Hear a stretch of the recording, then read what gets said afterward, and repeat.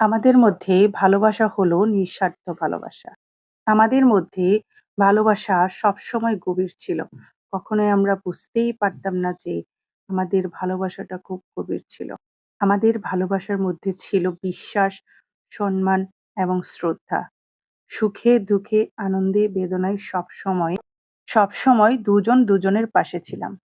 আমাদের ভালোবাসা ছিল স্বার্থহীন ভালোবাসা। এই ভালোবাসার মধ্যে বিনিময়ের আশা কম থাকে।